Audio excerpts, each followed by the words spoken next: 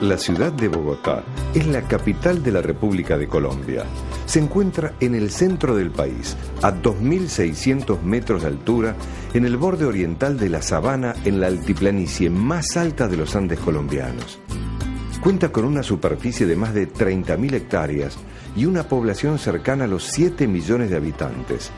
Incluyendo el área suburbana, llega casi a las 50.000 hectáreas y a los 9 millones de habitantes. En las últimas décadas, Bogotá transformó su espacio público. Creó una importante red de transporte, ciclovías y ciclorrutas, y construyó las alamedas que vinculan bibliotecas y colegios públicos diseminados estratégicamente por los barrios.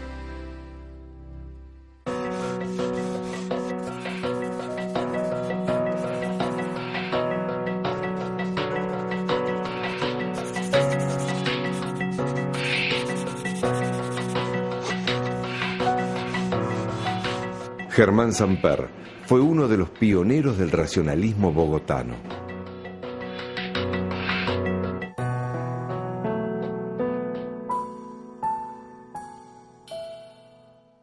Es muy curioso, no sé si la gente lo ha caído en cuenta, que la mayor parte de las capitales están en las costas, en Brasil, en Argentina, en Uruguay. Chile está relativamente cerca del mar y Colombia, su capital, está, por lo menos, para hablarlo en términos de la época de la colonia, a un mes del mar.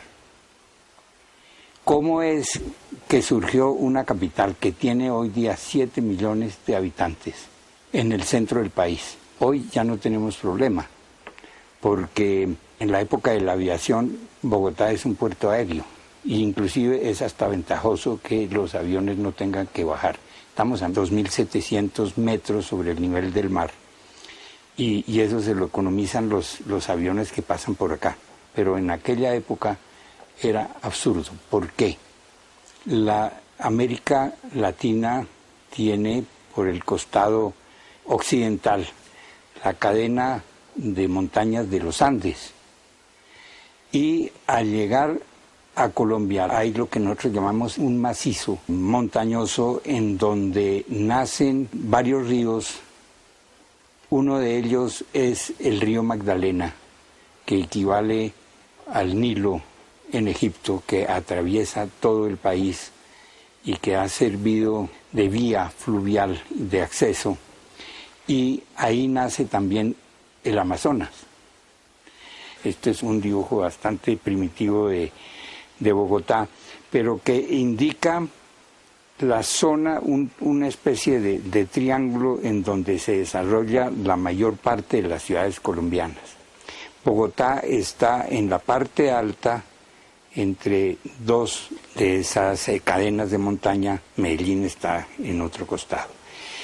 Entonces, Colombia tiene una zona de diferentes temperaturas de terreno. Aquí no hay estaciones, pero dependiendo de la altura, como esto es trópico, dependiendo de la altura tenemos un clima distinto.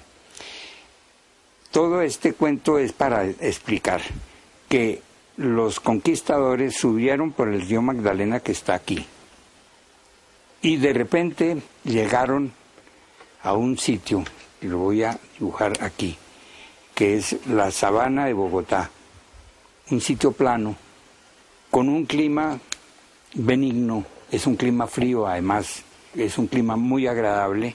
Esa sabana de Bogotá es algo así, que tiene aquí montañas, aquí las montañas, aquí también hay una cadena de montañas, y una cosa muy curiosa es que 3 expedicionarios españoles llegaron a esa sabana por distintos sitios más o menos en la misma época. Ellos andaban, entre otras cosas, detrás de lo que hemos llamado el Dorado. Se llama la leyenda del Dorado. Es que ellos, los españoles, descubrieron que los indígenas tenían una gran riqueza en oro y andaban detrás de esa riqueza. En ese momento resolvieron al pie de las montañas, recostada a las montañas, fundar la ciudad de Bogotá.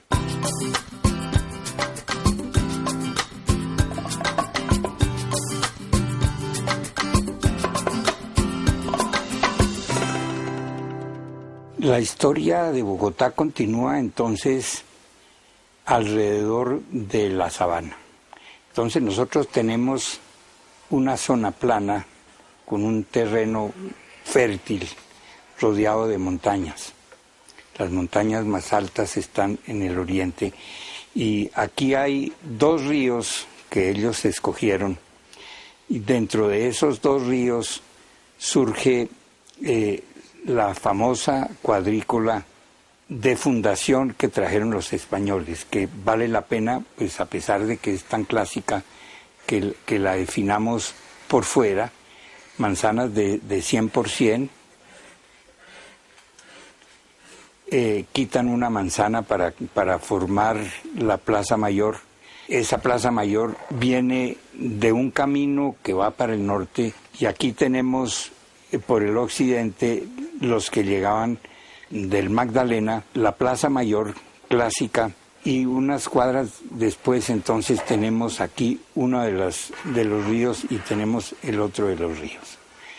Esta plaza, allí está la iglesia, está el cabildo, están también las cárceles. Yo aprovecharía para decir que a través de su historia esa plaza ha ido evolucionando de una manera bien interesante y de las construcciones coloniales. Al principio era el mercado, después lo volvieron un parque francés con rejas, después le pusieron unas fuentes y en la época contemporánea se hizo un concurso que ganó uno de nuestros mejores arquitectos, ya murió, Fernando Martínez, y propuso prácticamente regresar al tipo de piso que había tenido en la colonia, que es pues hoy día un piso en ladrillo y piedra.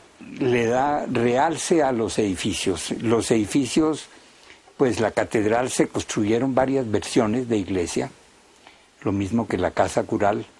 Se hizo el Capitolio, que duró bastante, tuvo varios arquitectos, es un bellísimo edificio. Está el Palacio Municipal, que tuvo un edificio que se llamaba Las Galerías, que se incendiaron y entonces se construyó un edificio de estilo francés. Entonces, y posteriormente en uno de los costados donde había casas coloniales que eran más bien de comercio, se tumbaron para realizar allí otro edificio público que es el Palacio de Justicia. Ese Palacio de Justicia en un momento dado fue bombardeado en un acto de guerrilla que tomó el palacio y el ejército tuvo que bombardear prácticamente el edificio, que quedó inutilizado porque se incendió. Pero podemos decir, nosotros los colombianos yo creo que nos sentimos orgullosos con esa plaza. Está muy bien localizado, la estatua de Bolívar se cambió de posición, quedó frente al Capitolio, antes estaba frente a la catedral, cosa que nos parecía que el jefe, digamos, civil no debía tener de respaldo el edificio religioso.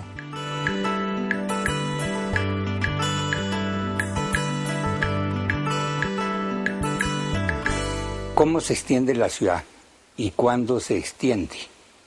La cronología me parece importante porque en 1924, que es la fecha de mi nacimiento, Bogotá es todavía una aldea de 400.000 habitantes. Cuando en 1950 yo regreso y comienzo a ejercer mi profesión, ya empieza a desarrollarse hacia el norte de la ciudad, suceden varios fenómenos. La clase, digamos, acomodada, ya se siente mal en las casas de patio coloniales. Ya ha surgido un nuevo patrón de vivienda que es la ciudad jardín, que nace en Inglaterra y se desarrolla de una manera total en los Estados Unidos. Entonces se empiezan a construir a gusto de los dueños casas de estilo inglés, casas de estilo francés, inclusive, por decirlo así, casas de estilo moderno, sin que fueran arquitectos muy convencidos del estilo moderno. Es un cambio de patrón. A mí me parece, vale la pena hacer énfasis en que el patrón urbano de la colonia es un patrón con casas de patios, casas pegadas unas a las otras, con calles muy bien conformadas. La arquitectura llega y forma un paramento y crea una continuidad en todas las construcciones, y el paso a los barrios modernos es todo lo contrario, son terrenos grandes en los cuales las viviendas son individuales y son de distintos estilos. Ese individualismo empieza a hacer carrera en toda la ciudad, y yo diría un poco en todo el mundo. Si nosotros, por ejemplo, pensamos en esos dos patrones, podemos hablar de ciudades como París, o ciudades europeas, o ciudades como los Estados Unidos.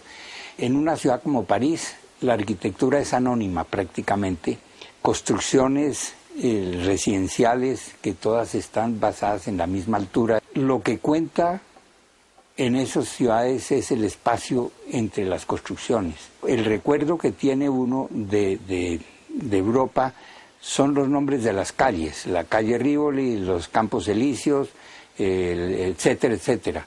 Si uno piensa en los Estados Unidos, allá se construyen edificios fuera pues de la ciudad jardín, en las zonas centrales, en lo que llaman las cities. Lo que cuentan son edificios altos que tienen nombres que son los que uno recuerda: el Chrysler Building, el Pan American Building. Son edificios que hacen propaganda a empresas y no tanto de calles. Nueva York tiene la nomenclatura de las calles de Nueva York, que es por números, entonces son un poco indeterminados, no tienen una entidad, digámoslo así. Eso pasa en nuestras ciudades, eso está pasando en nuestras ciudades, y yo llamo eso la manhattanización de las ciudades. Cada ciudad que se respete debe tener su pequeño Manhattan y su silueta, su skyline, como llaman ellos.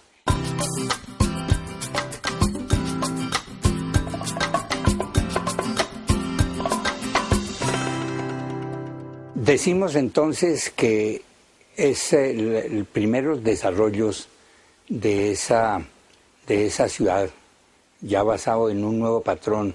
Surgen barrios como